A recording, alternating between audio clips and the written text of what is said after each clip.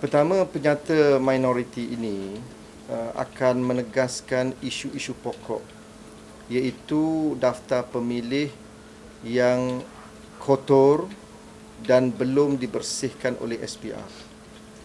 Kita mendesak supaya tanggungjawab untuk membersihkan daftar pemilih adalah tanggungjawab SPR.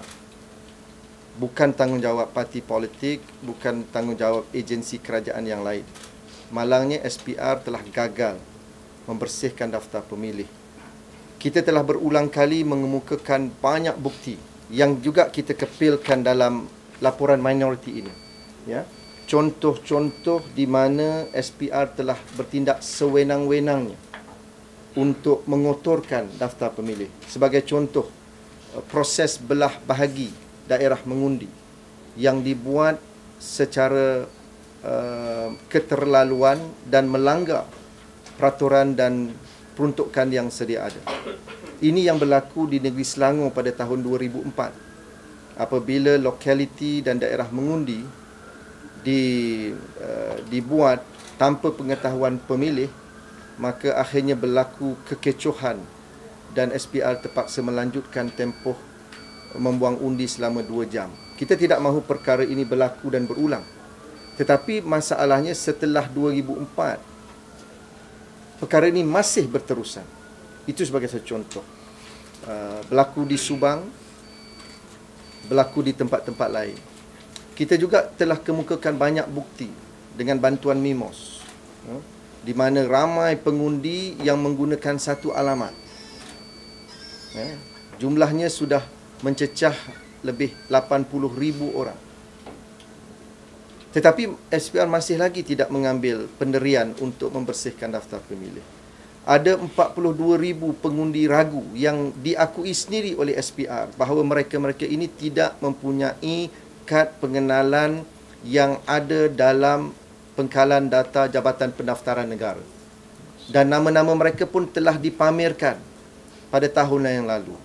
Dan SPR berjanji untuk mengeluarkan nama-nama ini. Tapi sehingga hari ini tidak keluarkan, atas alasan bahawa mereka tidak ada kuasa untuk memotong nama-nama tersebut.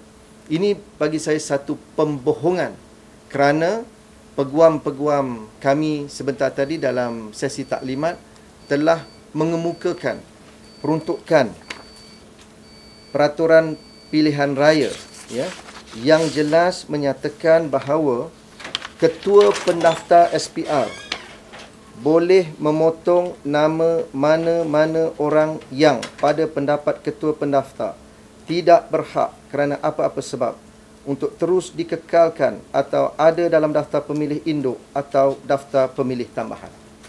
Mengapa SPR tidak menggunakan peruntukan ini untuk membersihkan daftar pemilih, malahan melengah-lengahkan?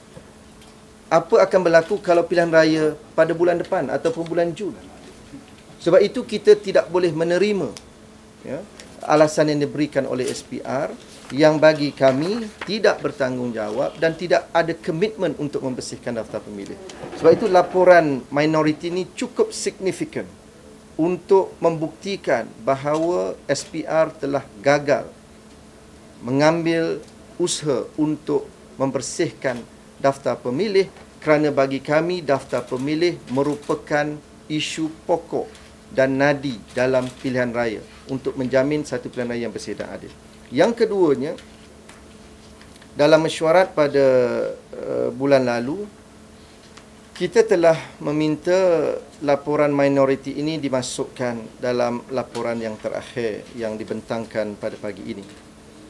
Alasan yang diberikan ialah ianya bukanlah amalan oleh Parlimen. Ini juga alasan yang tidak boleh kita terima.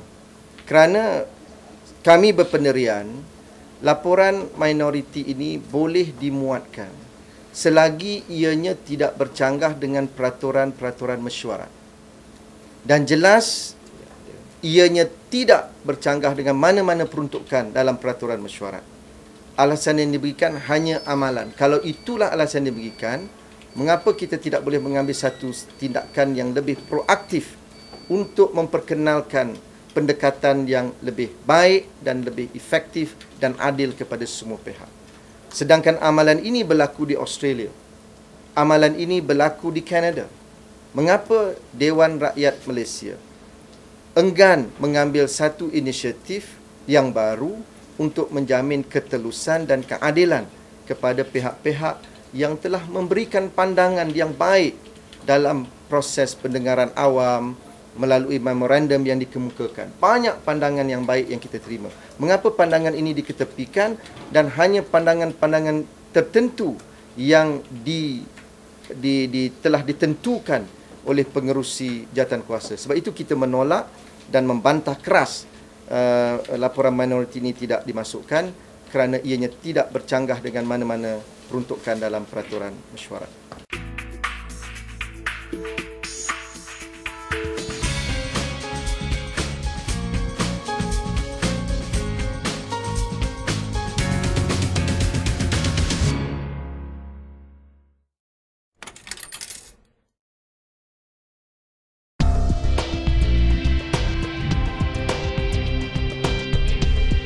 Pihak Media PAS melancarkan e-paper, merupakan satu program baru dalam Media PAS asaskan kepada teknologi maklumat yang terkini yang wajib kita manfaatkan.